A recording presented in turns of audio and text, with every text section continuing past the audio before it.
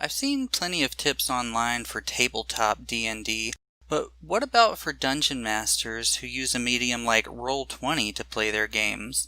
Well, you've come to the right spot. Today, we're going to be going over the top 5 tips for the Roll20 Dungeon Master.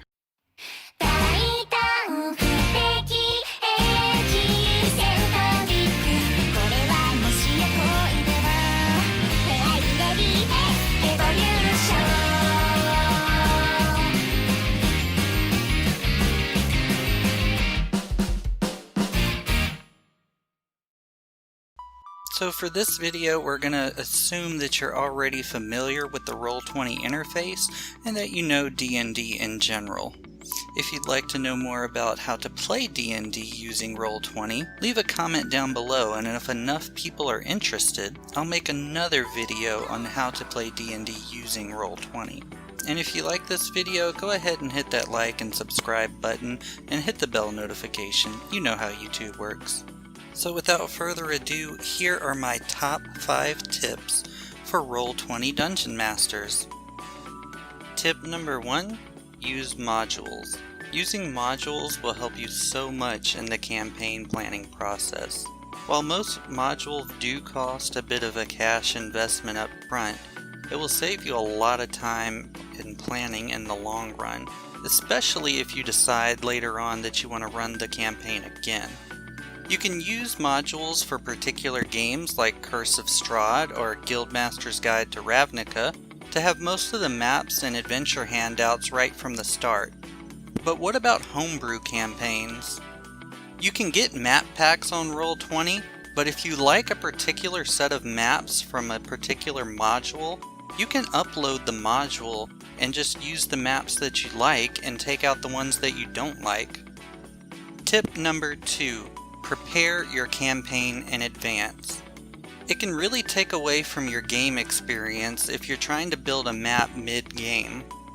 That's why, before your session, you should go over the chapter and have all of your maps, tokens, and handouts ready before you start the campaign.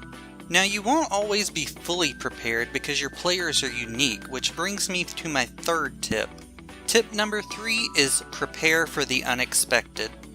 So you have the adventure that describes possible outcome for your players, but what if they go in a totally different direction or decide to make an enemy out of one of the NPCs you created? I always have random battle maps in place, and just in case things like this happen. Have a random battle map that makes sense to your player's location. Also, have any tokens for NPC players that you've made as well. It can be as simple as using the commoner stat block and just adjusting them for each NPC that you see fit. My tip number 4, have a dedicated Discord. So the thing with Roll20 is you can play with your friends, but you can also meet new people and play with them as well with the looking for game feature. It's really helpful to have a dedicated Discord to keep up with your players in between sessions. For example, what if something comes up and one of your players won't be able to make the next session? The Discord would allow everyone to see the communication, and then you and the players can decide whether you're going to hold off the session until the next time you're supposed to meet, plan it for a different day, or just go on through the session without them and plan accordingly. It also helps to have a dedicated voice channel within that same Discord, because to be honest, the voice features aren't always working like they're supposed to on Roll20. No offense to Roll20. And finally, my tip number 5, have a session 0. So you've gotten your friends together or other players from Roll20 all in your Discord. Great, so now what? During your first session, you want to go over expectations for the campaign, character creations, and backstories.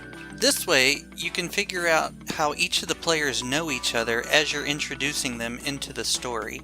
You can also go over whether or not it's going to be a longer campaign or just a one-shot, if it's going to be a serious campaign or just a goofy one. It's a good idea to get everyone on the same page. So that's it. Those are my top 5 tips for Roll20 Dungeon Masters. If you like this video, leave a like, comment if you'd like to see something else added, or just some general advice you would like to give to Roll20 Dungeon Masters.